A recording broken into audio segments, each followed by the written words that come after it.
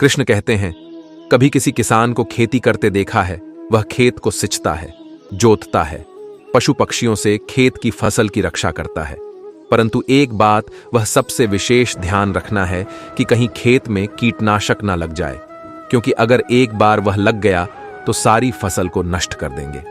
ठीक ऐसे ही इसी प्रकार यदि वंश में कोई संतान खोटी निकल जाती है तो वह समूचे वंश का सर्वश्रेष्ठ कर देता है। इसलिए संतान के लालन पालन में विशेष ध्यान देना आवश्यक होता है, क्योंकि संतान वही फसल होती है जो वंश के आने वाले समय को महान बना सकती है या फिर उस वंश का पतन भी कर सकती है। संगति ऐसी चीज है जैसे हाथों में जाते हैं वैसे ही बन जाते हैं। राधे राधे दोस्तों, हरे कृष्णा चैनल में आपका स्वागत है। श्री कृष्ण आप सब पर कृपा बनाए रखें और आपकी सारी मनोकामना पूरी करें। अगर आप श्री कृष्ण के आदर्शों को फॉलो करते हैं तो कमेंट में जय श्री कृष्णा जरूर लिखें। वीडियो शुरू करने से पहले अगर आप चैनल पर नए हैं तो चैनल को सब्सक्राइब और लाइक कर लें और वीडियो को पूरा जरूर देखें। मित्रों, एक साधु के पास बहुत सारे तोता थे। उन्हें तोतों को पढ़ने का बहुत शौक था और तोता एक ऐसा पक्षी है जो वह किसी बात को बार सुनता है, वही बात सीख जाता है। महात्मा जी अपने आश्रम में वेद मंत्र का उच्चारण करते थे, बार बार वेद मंत्र को सुनते थे। तोता भी अपनी बोली से वेद मंत्र का उच्चारण करने लगा, उसके मुख से वेद का उच्चारण करता। मित्रों, तोते का उच्चारण सुनकर बहुत सुंदर लगता था। जो कोई भी तोते के मुख से मंत्र सुन लेता था वह उन पर मुग्ध हो जाता था। एक बार महात्मा जी की कुटिया पर एक कसाई आ गया।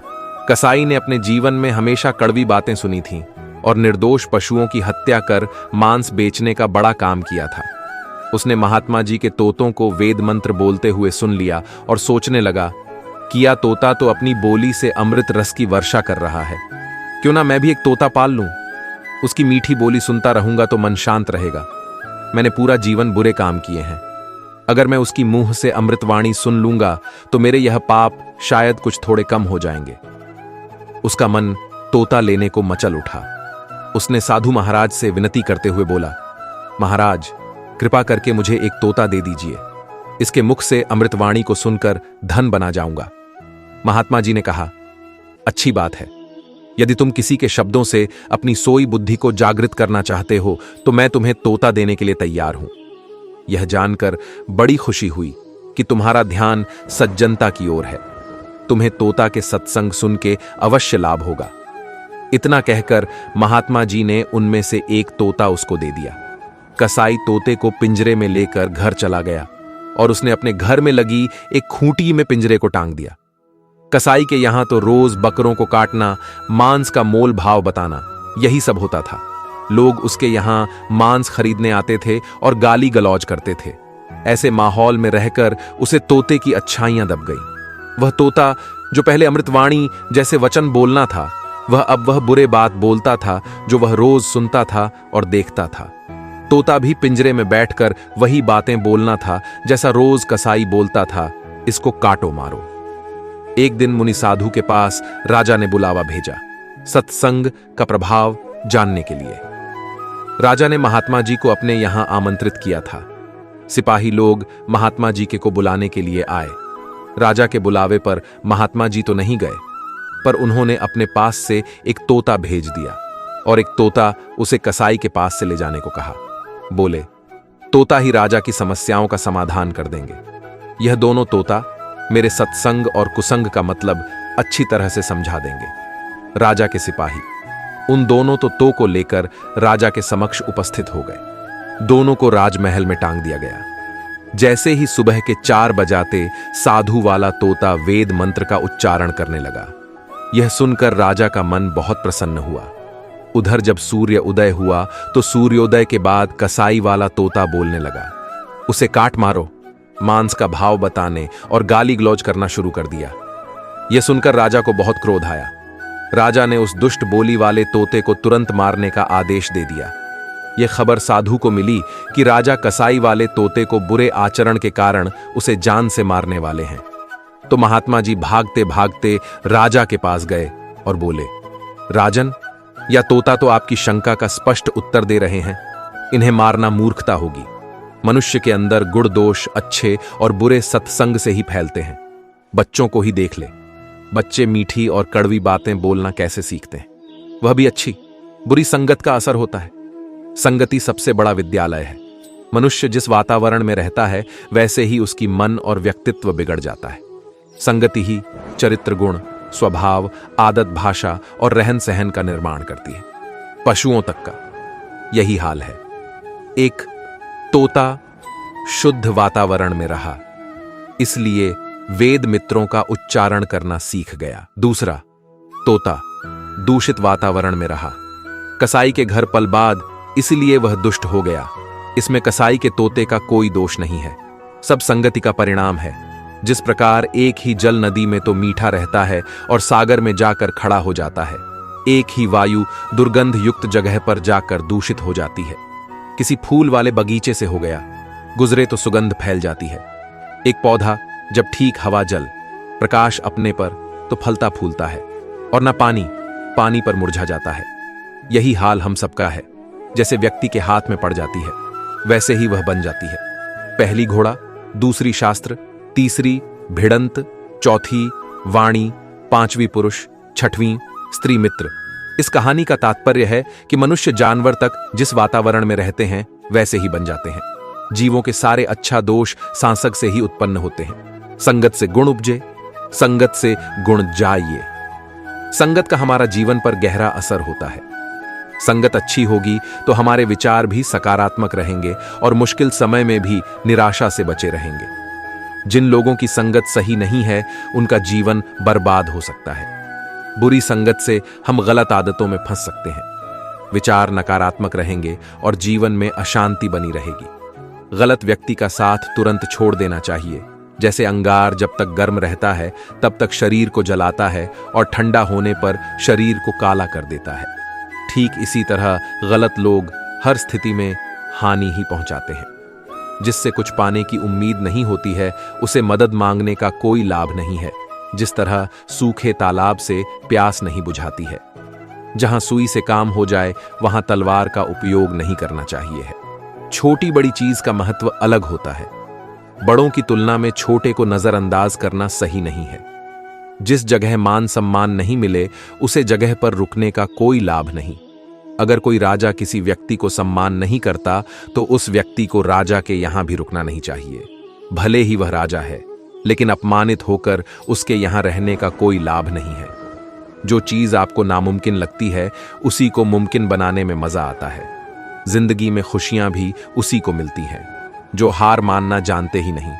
कड़ी मेहनत और विश्वास रखने वालों को सफलता मिलती है, और जिनको सफलता मिलती है उनकी दुनिया ही बदल जाती है। श्री कृष्ण कहते हैं, बुरे वक्त को कभी बुलाया नहीं जाता और अच्छे वक्त को मेहनत करके हासिल करना पड़ता है।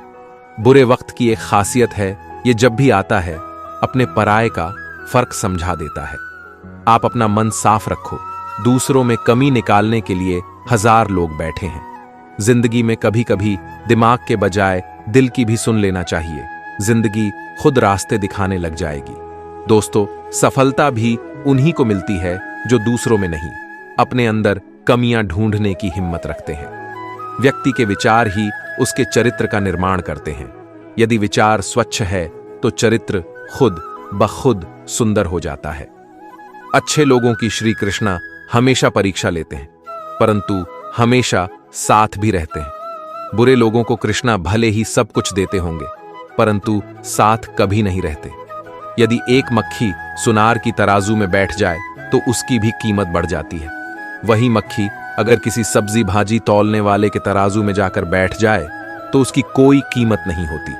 इसलिए यदि आप अच्छी संगत में बैठेंगे, अच्छे लोगों के साथ बैठेंगे, तो आप जीवन में आगे बढ़ सकेंगे। जो बुरे लोगों के साथ बैठेंगे, बुरी संगत में रहेंगे, तो जीवन में कभी भी आगे नहीं बढ़ पाएंगे।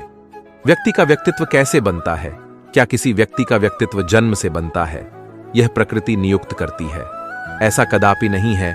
जिस प्रकार एक पानी की बूंद जहां गिरती है निर्धारित करता है कि आगे क्या होगा। अगर एक पानी की बूंद किसी खेत में गिरे तो वहां नए पौधों को जन्म मिलेगा। यदि वही पानी के बूंद गर्म तवा पर गिरे तो स्वयं को भस्म कर देती है, और किसी सीप के मुंह में गिरे तो मोती बन जाती है, और किसी पत्ते पर गिरे तो ओस बन जाती है। लेकिन उसकी संगत, उसका भविष्य, उसका व्यक्तित्व समय निर्धारित करता है। इसलिए मनुष्य को किसकी संगत में रहना है, भविष्य में कैसा बनना है, यह उसको खुद चुनना होगा कि अच्छी संगत में रहना है, यह बुरी संगत में रहना है, क्योंकि यह जीवन आपका है, भविष्य आपका है। किसी की मदद के लिए धन की नहीं, एक अच्छे मन की जरूरत होती है। सुखी वही रह सकता है जिसे पता चल चुका है कि पूरे संसार में कोई सुखी नहीं है। मिलता बहुत कुछ है जिंदगी में, बस हम याद उसी को रखते हैं जो हासिल ना हो सका।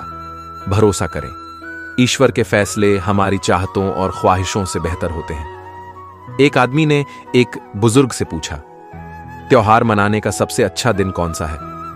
बुजुर्ग ने प्रेम से कहा, मृत्यु से एक दिन पहले। आदमी बोला, मौत का तो कोई वक्त नहीं होता। तो बुजुर्ग ने हंसते हुए बोला, जीवन का हर दिन आखिरी समझो और जीने का आनंद लो। आपकी आस्था की कड़ी परीक्षा तब होती है जब आप जो चाहे वह आपको ना मिले, फिर भी आपके दिल से ईश्वर के लिए धन्यवाद ही निकले। अगर दर्द यहां मिलता है तो दवा भी यहीं मिलेगी। भूख सारी मर्यादाएं तोड़ देती है और पैसा सारे इंसान। किन रिश्तों का मैं अभियान करूं जो श्मशान में पहुंचकर सभी टूट जाएंगे? किस धन का मैं अहंकार करूं जो अंत में मेरे प्राणों को ही नहीं बचा पाएगा? किस शरीर का मैं घमंड करूं जो अंत में मेरी आत्मा का बोझ भी उठा नहीं पाएगा? रिश्ते बर्फ की गोले के समान होते हैं। आप बना तो आसानी से सकते हैं, लेकिन बनाए रखना बहुत मुश्किल होता है। इस दुनिया में सबसे मुश्किल चीज एहसास है, जो दुनिया के हर इंसान के पास नहीं होता है। कितना भी पकड़ लो फिसलता। हर हाल में यह वक्त बदल। अगर आप अपने आप में विश्वास करते हैं तो आप जो चाहे कर सकते हैं। किसी भी समस्या का समाधान इस बात पर निर्भर करता है। अगर आप अपने आप में विश्वास करते हैं तो आप जो चाहे कर सकते हैं। किसी भी समस्या का समाधान इस बात पर निर्भर करता है कि आपका सलाहकार कौन है। कभी खुशी के आशा, कभी गम की निराशा, कभी खुशियों की धूप, कभी हकीकत की छाया, कभी कुछ खोकर कुछ पाने की आशा। शायद यही जिंदगी की सही परिभाषा है। जिंदगी के दौर में जो आपको दौड़ के हार नहीं पाते हैं, वही लोग आपको तोड़कर हराने का कोशिश करते हैं। अक्सर लोग कहते हैं खुश रहकर, पर मजाल है अगर रहने देते हो आज जमाना ही कुछ ऐसा है। ईमानदारी से आपको अपने ही लोग जीने नहीं देंगे। अगर जिंदगी में आपके साथ कुछ गलत हो रहा है तो धैर्य रखिए, क्योंकि रोकर हंसने का मजा ही कुछ और है। आजकल लोग इतने गिर गए हैं कि वह बस फायदा उठाना ही जानते हैं। आप जितनी सच्चाई से रिश्ते निभाएंगे, लोग उतना ही ज्यादा आपका दिल दुखाएंगे। आपके जज्बात और आपके वक्त और पैसों से भी ज्यादा अहमियत रखते हैं, इसलिए उन्हें वही खर्च करो जहां उनकी कदर हो। श्री कृष्ण कहते हैं, लोग पहचानते भले ही नाम से हों, लेकिन याद तो इंसान के स्वभाव को ही रखा जाता है। आदमी तो दुख के काम आना चाहिए, क्योंकि खुशी में तो हिजड़े भी नाचने आ जाते हैं। गलत लोगों से ज्यादा सजा तो आज की दुनिया में शरीफ लोगों को मिलती है। जिंदगी में गलत लोग के आने का कभी अफसोस मत करो, क्योंकि गलत लोग ही आपको कोई न कोई अच्छी सीख देकर जाते हैं। सम्मान चाहे सबका करो, लेकिन इज्जत उतनी ही दो जितनी सामने वाला आपको देता है। सामने वाला आपको देता है। आप किसी चीज की अहमियत तब तक नहीं समझ पाते जब तक वह चीज आपकी जिंदगी से चली नहीं जाती। दुख दिमाग की उपज है, इतना सोचोगे उतना ही बढ़ता जाएगा। जब पैसे आते हैं तो इज्जत भी आती है, लेकिन याद रखना वह इज्जत पैसे की है, तुम्हारी नहीं। श्री कृष्ण कहते हैं, एक गलत इंसान कभी किसी के बारे में सही नहीं सोच सकता। भीड़ में उन्हें चेहरे को पहचाना जाता है जिन्होंने अपनी पहचान बना ली है। जिस इंसान को हम बेहद प्यार करते हैं, जिंदगी में वही इंसान हमारा सबसे ज्यादा फायदा उठाता है, क्योंकि वह इंसान जानता है कि हमारी कमजोरी क्या है। इतने समझदार बनोगी, किसी को माफ करो, लेकिन इतने बेवकूफ मत बनो कि धोखा देने वाले पर दोबारा विश्वास कर बैठो। जब कोई समझे कि ना तो उसे समझाने की जरूरत ही क्या, जब कोई माने ही ना तो उसे बताने की जरूरत ही क्या, जिन रिश्तों में एक दूसरे की फीलिंग्स की रिस्पेक्ट ही नहीं, कदर ही नहीं, तो उन रिश्तों को जबरदस्ती खींचने की जरूरत ही क्या है। जिसे जाना है उसे जाने दो। अगर आज रुक भी गया तो कल चला ही जाएगा। कोई तो ऐसी बात करो जिससे पता चले कि तुम मेरे भक्त हो। किसी को इग्नोर करने में और बिजी रहने में बहुत फर्क होता है। जिन्हें सपने देखना अच्छे लगते हैं, उन्हें रात छोटी लगती है, और जिन्हें सपने पूरे करने अच्छा लगता है, उन्हें दिन छोटा लगता है। खूबसूरती इसमें नहीं कि हम कैसे दिखते हैं, खूबसूरती इसमें है कि हम दूसरों से कैसा व्यवहार करते हैं। खुदकुशी स्वीकार करने वाला समाज खुद की खुशी से ही की गई शादी स्वीकार नहीं कर पाता। किसी की अगर आदत देखनी है ना, तो उसे इज्जत दो, और किसी की अगर फितरत देखनी है तो उसे आजादी दो। किसी को कमजोर समझने की गलती मत करना। खामोशियां कभी बेवजह नहीं होती। कुछ दर्द ही ऐसे होते हैं जो आवाज तक छीन लेते हैं। श्री कृष्ण कहते हैं, वक्त रहते ही खुद को बदला लेने में भलाई है, क्योंकि अगर वक्त ने बदला तो बहुत तकलीफ होगी। आज रिश्तों के दूसरे का नाम पैसा बन गया है।